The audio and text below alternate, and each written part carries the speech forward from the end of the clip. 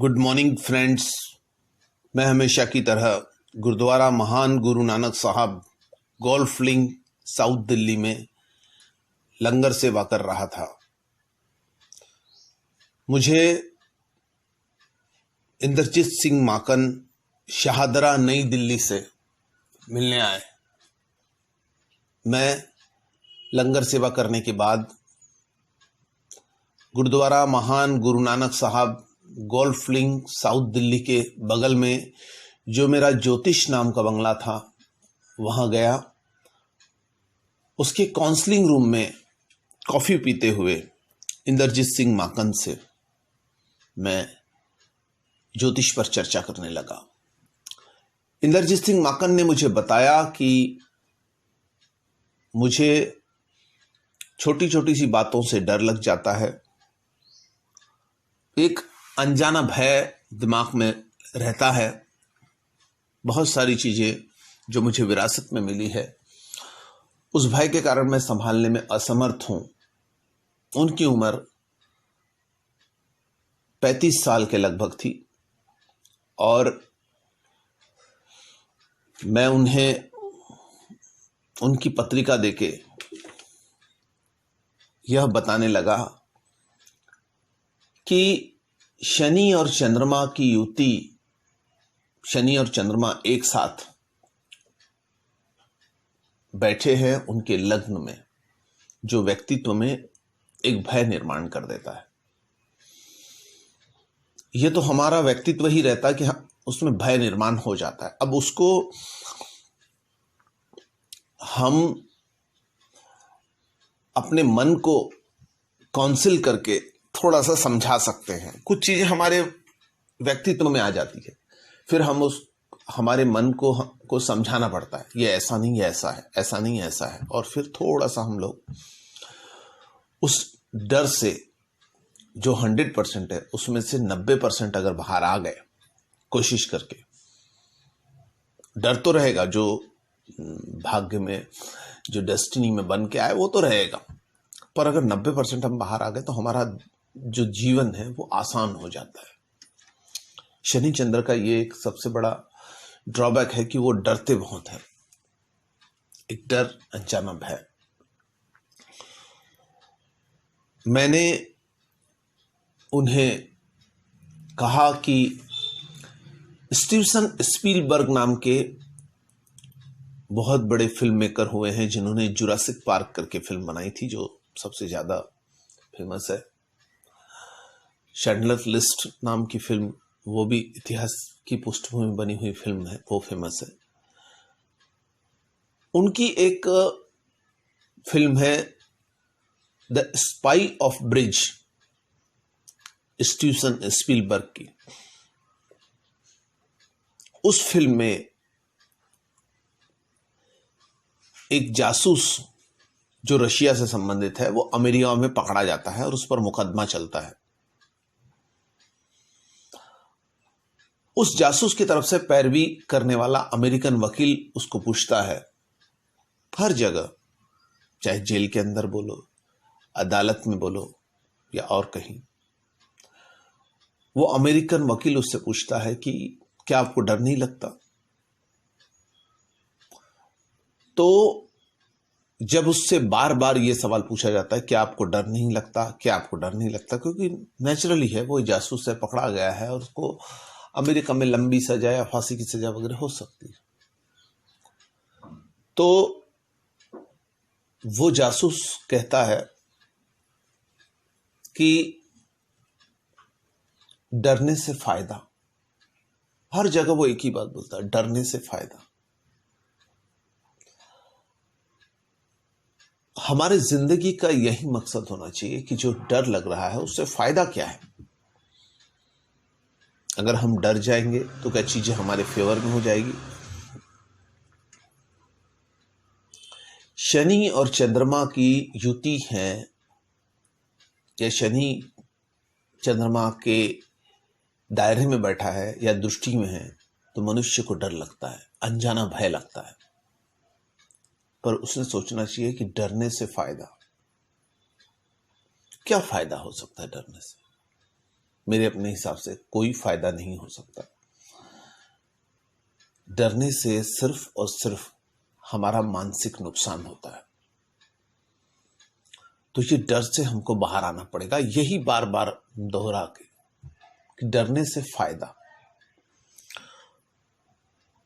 और ये मैंने बात उनको बताई। सबसे बड़ी बात है कि हमारा जो व्यवहार है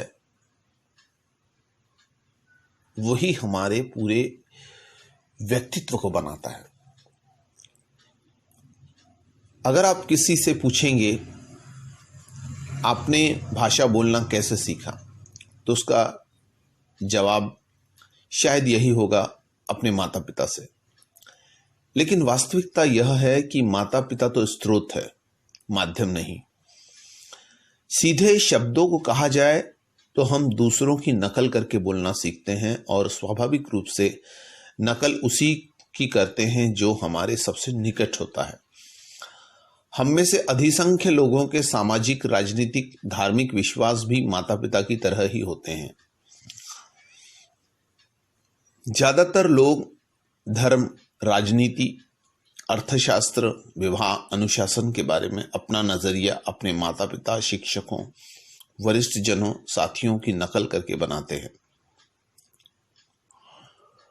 लीडरशिप का अर्थ है दूसरों के लिए उदाहरण प्रस्तुत करना, अनुयायियों के लिए रोल मॉडल बनना। समय के साथ साथ लीडर की फिलॉसफी और आदतें अनुयायियों की फिलॉसफी और आदतें बन जाती हैं।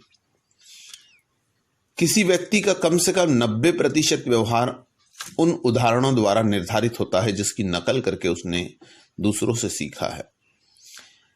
इसीलिए सही उदाहरण पेश करना सफल लीडर बनने का एक अनिवार्य हिस्सा है।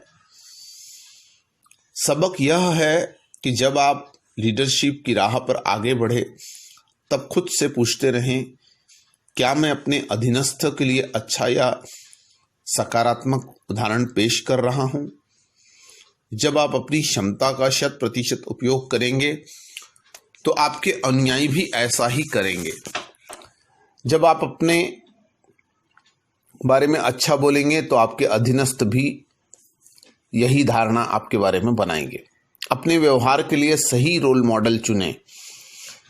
किसी नौकरी को करने के पहले खुद से पूछे, अगर मैं अपने बॉस की आदतें सीख लूं तो उसके नजरिए को अपने ऊपर में अपना लूं तो क्या सफल और संतुष्ट बनूंगा? हमें शनि और चंद्रमा के प्रभाव से बचने के लिए कोई रोल मॉडल चुनना पड़ेगा।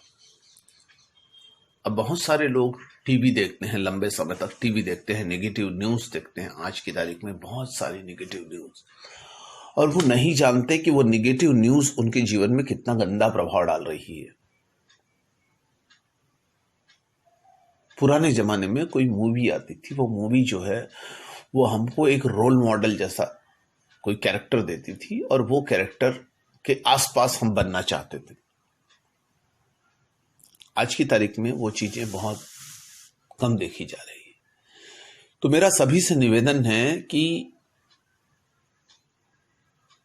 डरने से ये आए, डरने से बचे। इंद्रजीत सिंह बवेजा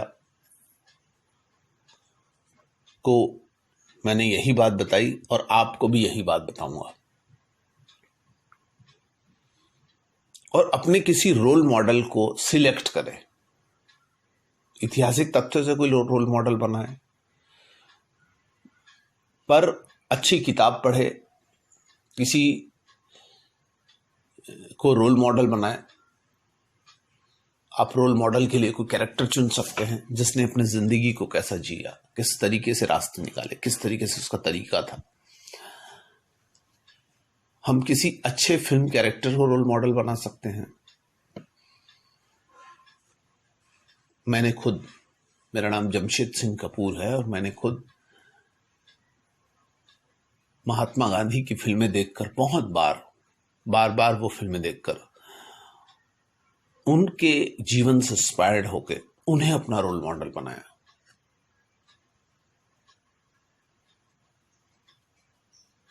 कि किस तरीके से वो रास्ता निकालते थे। हम रोल मॉडल एकदम किसी धार्मिक पुरुष को नहीं बना सकते, क्योंकि हम उनकी बराबरी में नहीं जी सकते।